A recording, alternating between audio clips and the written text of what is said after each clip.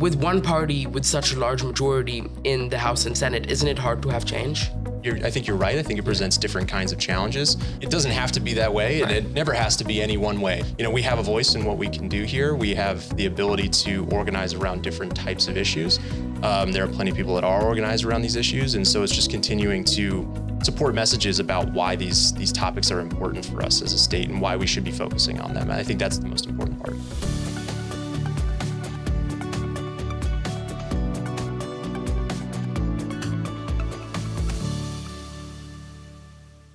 Welcome back to the CBIA BizCast powered by Google. I'm Amanda Marlowe. This week, we're turning the tables a bit. The CBIA Foundation has put together a Civics Bee the past 2 years for students across Connecticut. This year's second place winner, Arav Kapoor, has his very own podcast, The GeoPolitical. In this episode, he sits down with our very own Dustin Nord, the director of the CBIA Foundation, to talk a little bit about politics and Connecticut's economic future. We're excited to share that episode with you.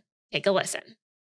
Hello and what's up, political peeps? Per usual, I'm your host, Arav Kapoor, and today I'm coming to you from Connecticut Business and Industry Association's BizCast studio with Foundation Director Dustin Nord. Dustin, welcome to the GeoPolitical. Arav, thank you for having me. I'm really excited to be here. Thank you so much. I'm excited to talk about Connecticut's economy, the Opportunity Connecticut Plan, and your overall goals on making Connecticut a better place to live and Connecticut's economy in general. First of all, thank you so much to the entire CBIA team who is here for the space to record the podcast. It's a really cool studio, and I'm excited to be the GeoPolitical on the road today.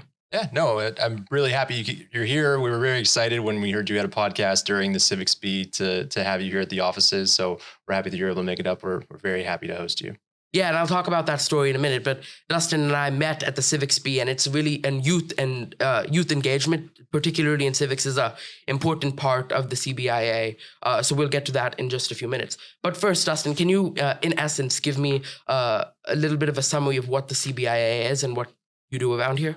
Yeah, so CBIA has been around for a long time, over 200 years. It's the oldest business industry association in Connecticut. Might be in the country, or actually in the country. Make sure I get that stat right. Oldest one in the country. The foundation was only founded about 2 years ago, though. So CBIA tends to focus on industry-specific advocacy. So during the session, they're doing advocacy at the Capitol, talking about specific laws, talking to legislators. On the foundation side, we're doing long-term economic planning for the state, long-term research, understanding what are the things that are impacting the competitiveness of Connecticut's economy. So we're the think tank of the organization, and that's the piece that I run. Right, and before you came to work at the CBIA, you worked at Advanced CT, another organization devoted to the economic advancement of Connecticut. Talk to me about how your experience over there has helped you here at the CBIA Foundation. Yeah, no, Advanced CT is a great organization. Again, it was a new organization when I joined there too. Economic development, looking to attract businesses to the state and help businesses here expand. And so I worked on their research team there as well. So that was doing background research onto what are the things that are areas that might attract a business to the state. So doing, background research on stats that might be attractive for some of those businesses, trying to put a good look on the state and making sure that we're putting the state in the best position possible to be competitive. That has informed a lot of the thoughts and ideas that I've had, both in terms of what makes Connecticut great and also the areas that we need to continue to improve. Right. So working on this, and then between your research and all the other tasks you have around here at the CBIA Foundation, talk to me about it, what a day looks like. Yeah, I mean, the days it's very exciting to be here. There's always something new. So I do a lot of, whether it's working on different types of research projects. So we have our different areas that we focus on, things like business climate, housing, taxes, those types of things. So we might have a specific research project that I'll spend a good amount of time working on. We have our other types of projects that we put out, whether they're small research pieces like on the recent tariffs or, we're going to talk about it, but the One Big Beautiful Bill that passed a few weeks ago. So doing those types of one-off research projects based on topics that are relevant to the given time. And then we have other types of research projects like our Red Book, we're calling By the Numbers, which is a collection of statistics about Connecticut that we're publishing to the public more broadly so that people can have an idea as to how the state is doing in a lot of different areas. Right. And when you're doing these different projects, right? You did this with advanced CT, like we just talked about just a few minutes ago. What is your overall motivation to work in this field of bettering Connecticut's economy? I mean, I wanted to work in this field. What got me into it initially was the fact that I really love it here in Connecticut. I grew up here. I grew up in Avon. I live in New Haven now. I have left Connecticut, lived in other places, traveled a lot, and ultimately I wanted to come back here. I really enjoy living here. I think it's a really wonderful state, and it's a place that there is an opportunity to speak about the great things that are happening here and help promote it. And there's an opportunity to provide some of my research training and some of my skills to help maybe provide in my own small way, provide some small recommendations that might help make Connecticut a more successful state for everybody. And one of the major ways you're doing this, it's now about 11 or 12 months since it's been published, the Opportunity Connecticut Plan. We have it right here. It's on the wall. That's your kind of overall, it's a list of solutions. It's an analysis on the state of the Connecticut's economy. And that, talk to me about how you've began executing that over the past 12 months and your success. Yeah, absolutely. So the Opportunity Connecticut was released last September. That was created with over 30 forums across the state, talking to businesses, nonprofit leaders, state leaders. We included a lot of reports from around the state that have been done over the last decade as well to create almost 60 recommendations about how we can improve our state's economic competitiveness. So, initially it was about socializing that plan, getting people to understand why we created it, why we're going on this adventure in terms of the foundation and trying to improve the state's competitiveness. And from there, it's doing further research into the specific topics. For example, in May, we did a research paper on housing, discussing the impacts of housing shortages on the overall economy, on our ability for our employers to recruit talent and retain talent in the state. So that's just one example of a place where we're trying to take Opportunity Connecticut. Some of those specific recommendations are there, provide further insights into those areas, and then hopefully create new policy recommendations as we go and keep this document fresh and relevant as time goes on. And so you would say the progress is going well so far with Opportunity Connecticut? Absolutely. We've hit on more than 2/3 of the recommendations the foundation has been able to put some kind of effort into. Some of those have been directly implemented. So during the last session, there were recommendations here that then the advocacy team from CBIA was able to go to the legislature, negotiate, and ultimately create new policies that are in line with some of our recommendations within the report. Other things have just been research projects. Some of it has been outreach directly to advocates or to different stakeholders in the state in those different topic areas. So it's been a very productive year in terms of implementing the Opportunity Connecticut report.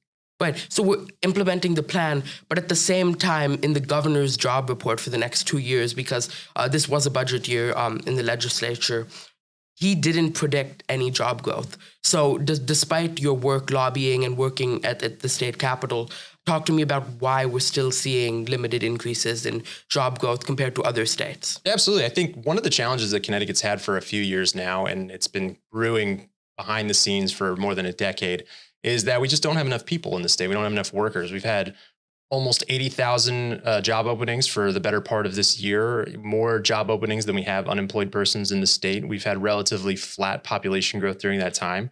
We're an aging state. And so when we're talking about a lack of job growth, sometimes that's not always about a lack of demand for those types of jobs. But it's jobs just are available. Jobs are available. We're just not able to fill them. And so some of that is related to the work that we're trying to do is get more of the people that are in our state trained up into specific areas where they're in demand, things like manufacturing, healthcare, even things like retail, things that might be great entry-level jobs for folks that are coming out of high school or out of college, that we can then provide them on a path that can lead to future success and have a better overall understanding of how do we support people throughout their lives and not just in grades, K through 12, for example.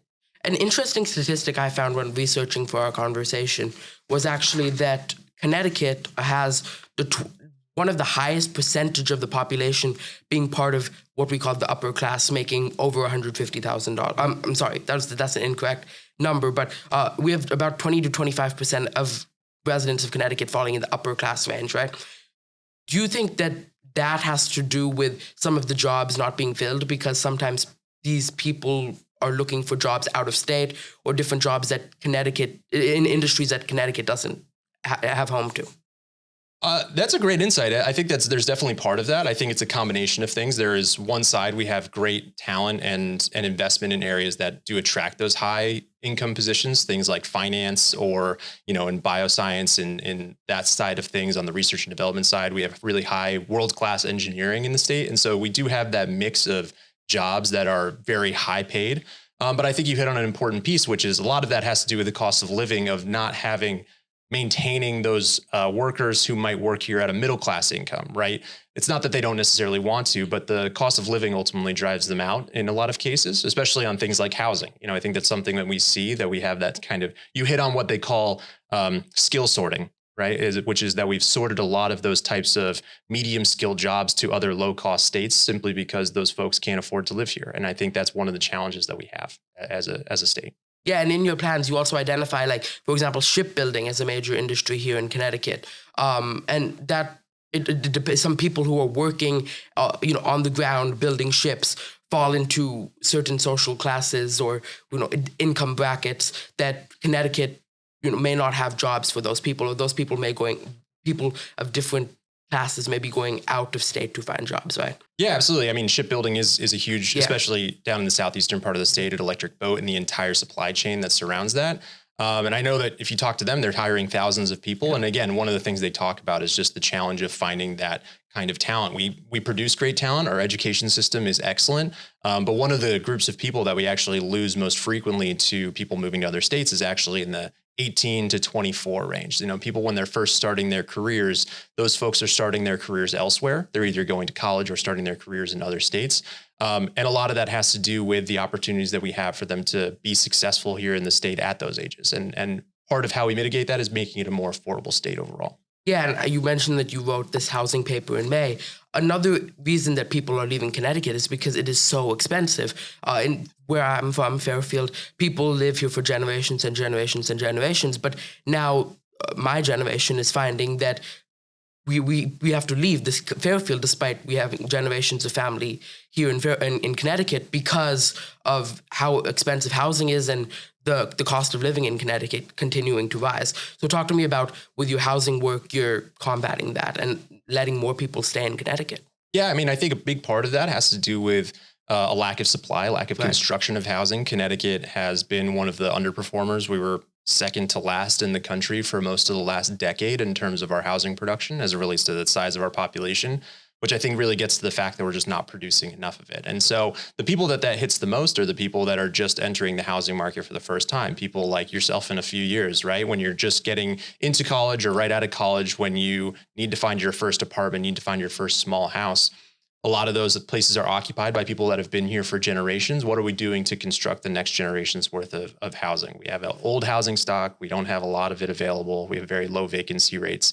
And that makes it challenging for people that are just starting off here in Connecticut. And that's ultimately where a major challenge for us in terms of attracting the next generation of the workforce and just the next generation of our communities, the people that we want to be there and supporting the Connecticut community for the future. But we can't expect population growth and industry development if there's no place for these people to live, right? Yeah.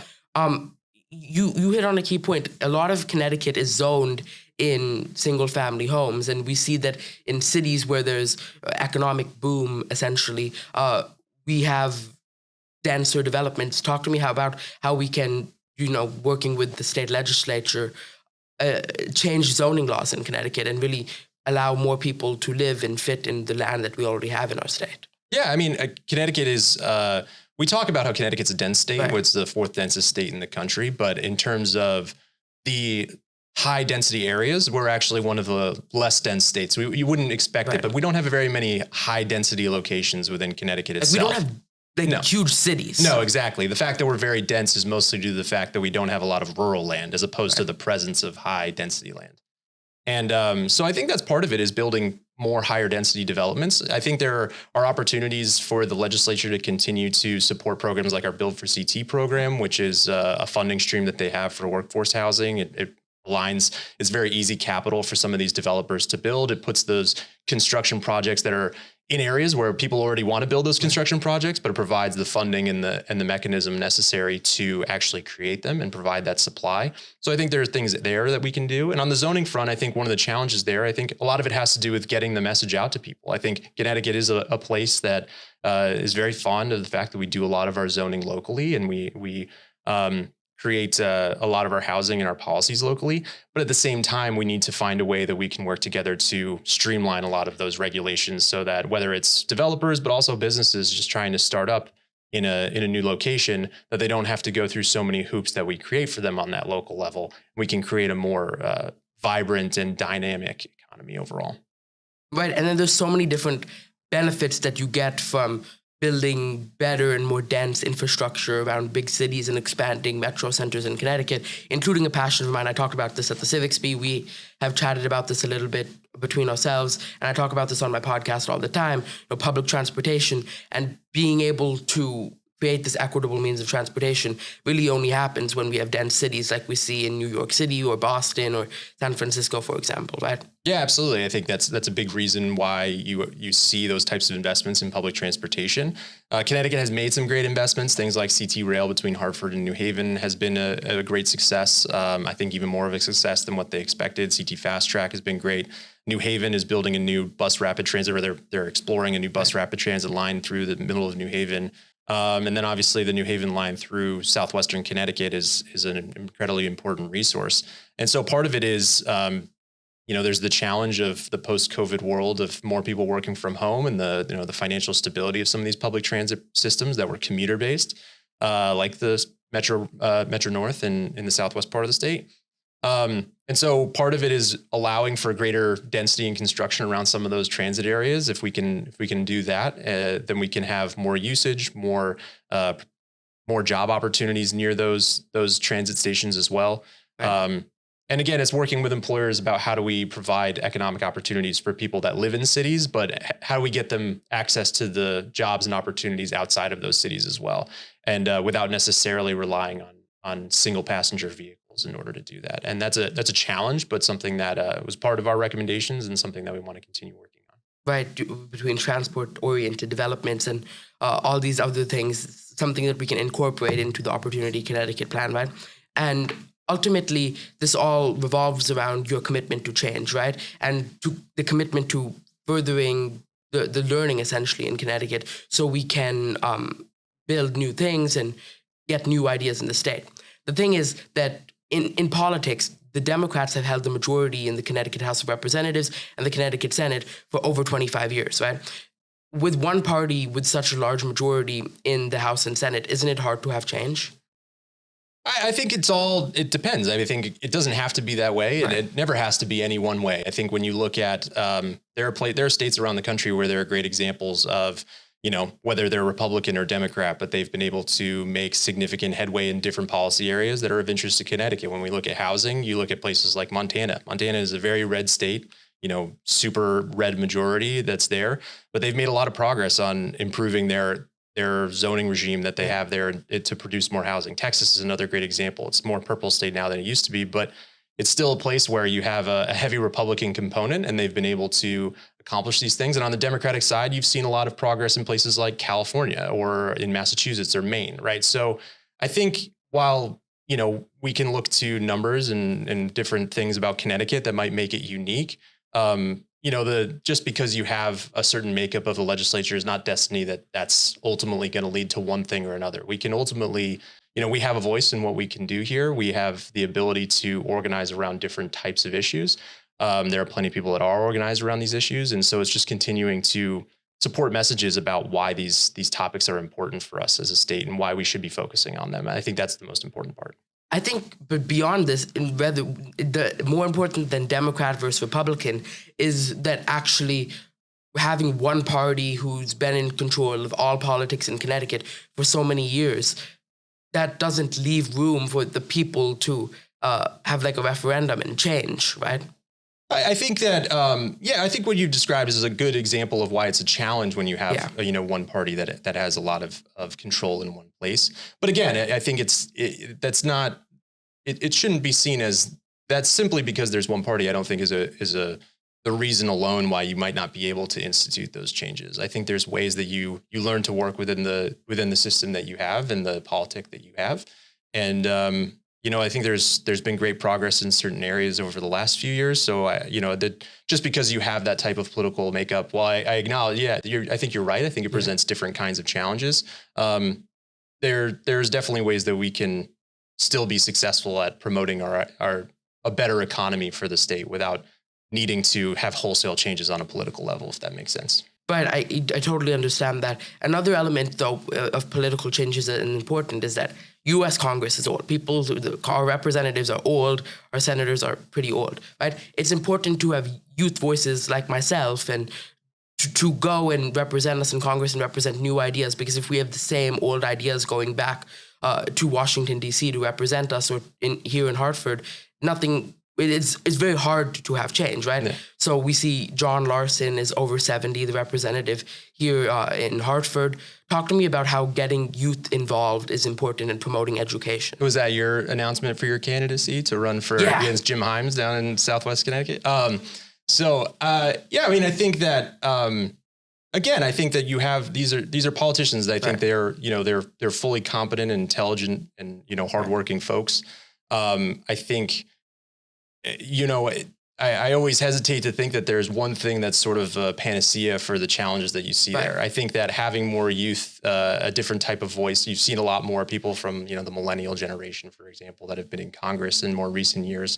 That hasn't solved, the challenges that you see at the federal level, just because you have a lot of younger people that are there. However, I do think it's important for what I think is more important, rather than just people that are running for Congress or even, participating on that level, is just folks that are participating and lending their voice to the topic. I think you have, whether it's this has been a problem in America for a long time, but younger generations providing their voice to issues is an important piece of the solution here, whether they're running or not. So I think there's still a lot more that people can do, whether it's my age or whether it's your age, to be able to continue to participate, to join local boards of, what can you do at your city in order to promote, your local government. I remember when I was actually looking for a job around COVID time, and I was talking to a gentleman who ran a think tank down in Washington, and he was telling me all these things about working in the federal government and working on federal issues. We talked for an hour, super interesting guy. And then at the end, he said, but if you actually want to do anything of value, you should work in local and state government. And that was the last thing. I was like, oh, well, I don't know why we just talked about all this other stuff for the last hour. But that's the important thing that I would love to tell more younger folks. If you want to make a difference in your community, there's a lot of opportunities that are there. You don't have to run for Congress in order to do it. So you should get out there and put yourself out there. Yeah, I'm coming for you, Jim Himes. Yeah. No, but seriously, I definitely understand what you're saying. And I think I'm just kind of touching on the different elements of change, right, between political change in terms of the parties in the state, and then the younger voices that we can incorporate into state politics. Mm-hmm. A very interesting thing related to change that I caught while reading your Opportunity Connecticut plan. I didn't read the whole thing. It's like a lot of pages, but I did read a bunch of it, and I found this Appendix 1 very interesting. You mentioned that in Arizona, for example, states can have a policy where every 5 years they have to look into procedures that they have and see if they have to be repealed. And I'm like, does this ring a bell? Does this remind me of Doge? So I'm thinking we all have the same message, right? Yeah. Yeah, I mean, it's really interesting how Doge may be doing it in a different way. We all want to make government more efficient, right? Yeah, I mean, I think it's unfortunate that Doge kind of in some ways happened in some ways the way it did. It was something that I think when you look at how people view it is not very popular. And I think because ultimately making government more efficient is a challenge. It's not something that's easy. You can't just, beat people over the head until it works better, right? It's something that you have to be very cognizant of how it works. There are things that you can do that are intentional, like what Arizona proposed. I know that there was Lucy Dathan, Representative Dathan from Connecticut, actually proposed something similar this year in the Connecticut legislature that ultimately didn't make it to a vote, but to review some of our regulations and procedures on a more regular basis. That's a great way of, making sure that we're held accountable for not only our current decisions, but also that we're accountable for the decisions that came before us, because we're ultimately responsible, not just for ourselves, but the entire history of what came before us, and how do we, make sure that those things are made up for, the mistakes or the good things, that we take credit or that we change the things that came before us too. Right. And I think this is another really important, the third element I'm talking about in the overall argument of change. And it's really interesting to me personally how well received change and a new voice is in the world of politics. So we saw this with Donald Trump. He was weird. He wasn't a politician. He was super unconventional. But in 2016, he was able to get that Republican nomination. He won the presidential race. We see this in New York with AOC. She was able to get out to beat in the primary a congressman who had been in office and was in Democratic leadership for so long, right? So people respond well to change. You just got to put your mind to it and make it happen. Yeah, exactly. I think there is value to change. There's value to being forward thinking about your topics. I think that I think that is a value is trying to understand what are the things that matter to people today. That is sometimes the value of new people, in whether, no matter what job it is, when you have new people that do something, then they're not burdened by what, their previous decisions are, that they can, potentially go out and do something different. But that being said, I think, as even some of those examples show, that doesn't always lead to great outcomes, but it can at least provide it provides a platform and a venue for different ideas. But we obviously want to make sure that, before that, we're promoting the ideas ahead of time, that we're asking people people need to know what they're looking for to begin with too. Right. And that's part of where I think the foundation comes in, and where, where you come in, is trying to uncover what those ideas are and help people understand what the issues are, and how they can participate and how they can change their communities. Right, because change can mean a lot of different things, and we want to make sure we're getting the right kind of change that can overall help our economy, help our state. Right. Yeah. A big new piece of legislation from the federal level that is coming into Connecticut, changing a lot of things, helping people, hurting people. There's good, bad, there's ugly. I want to talk about it. You guys are hosting a webinar to talk about Donald Trump's, the House Republicans, the Senate Republicans in D.C., their one big beautiful bill. You're hosting that webinar to talk about the different elements, the benefits for the people of Connecticut, its harms. Just to list a couple things that it will be helping Connecticut residents with. It's providing some levels of tax exemptions for kinds of research and other things for small businesses in Connecticut. There's also an increase in the SALT deduction, and since Connecticut has much higher state and local taxes than other states, that's beneficial to the middle and upper class individuals in Connecticut. Talk to me more about how this bill benefits the people of Connecticut. Yeah, I mean, I think that there are, you hit on some of them. Yeah. There are things like the changes to the SALT caps. That's a state and local taxes deduction that you can take on your taxes. I think it's about 11% of Connecticut households were taking that full deduction, which is at $10,000 before. Now it's going up to $40,000. And because we have a high concentration of higher income households, that should see, some of those tax benefits being accrued disproportionately to Connecticut overall. And then you have things like, your research and development tax credits, or your depreciation, your bonus depreciation that has to do with investment. Connecticut's a big research hub, both for not just, we talk a lot about academic research, things like Yale and UConn, but we're one of the largest for private industrial research and development funding in the country as well, sort of on a per employee basis. So those types of tax changes are definitely of value for Connecticut. We also have potentially new funding coming in for things like shipbuilding and advanced manufacturing to improve workforce development systems, to provide incentives for expanding those production facilities. So those are areas where Connecticut, again, has sort of a disproportionate size of the overall national economy here in Connecticut. So we might see a disproportionate benefit from those types of funding streams.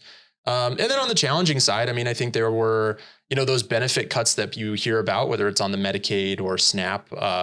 Those are dollars that are flowing through the Connecticut economy. That's money that was going to hospitals, was going to individuals. So those SNAP benefits, for example, you only get the SNAP benefit if you spend the money. So when you're not getting that, there's no money spent. So that's money immediately removed from the local economy. And on the Medicaid side, it does present a challenge in terms of, if you have a greater number of uninsured individuals in the state, You have more uninsured care. You have more uncompensated care to hospitals. Those costs do get passed along to somebody, and mostly that's going to get passed along to patients who are insured, right? So that does present a challenge for the economy where, one of the biggest things we hear from employers continually is the challenge of finding affordable healthcare for their employees. I don't know that this is going to provide a better solution for that. I think it's probably going to make it a little bit more challenging.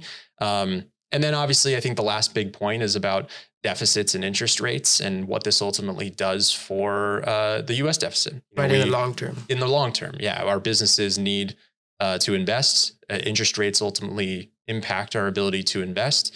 And if higher deficits lead to some higher interest rates in the long term, then that might have a deleterious effect on the economy as well.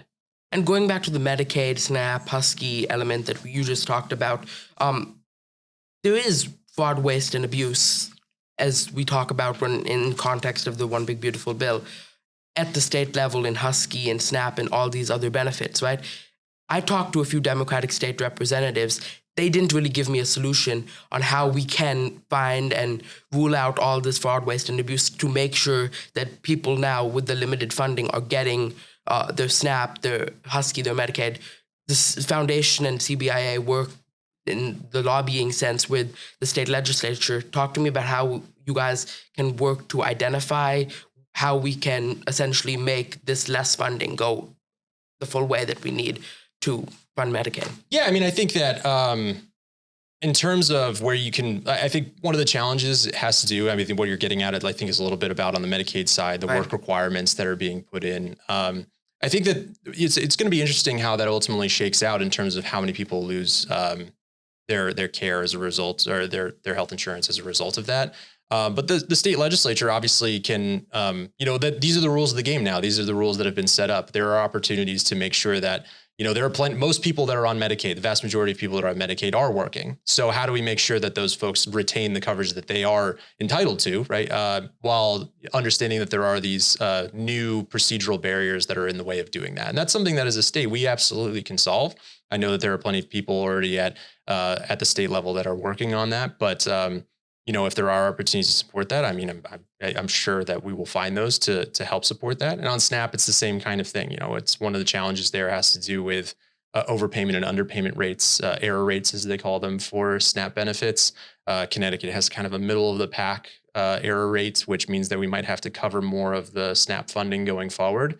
Again, that's an area where now there is a direct financial incentive for the state to invest in making sure that that they reduce those types of payment error rates. And by the way, out of money. Yeah, payment error rates are not just that we're overpaying for things. Sometimes it's that people are entitled to that money and we're not paying them what they're supposed to be. They're being denied access to those goods too. So I think from both a financial and sort of a moral perspective, we have a good reason to continue to invest in making sure that we're running those programs effectively.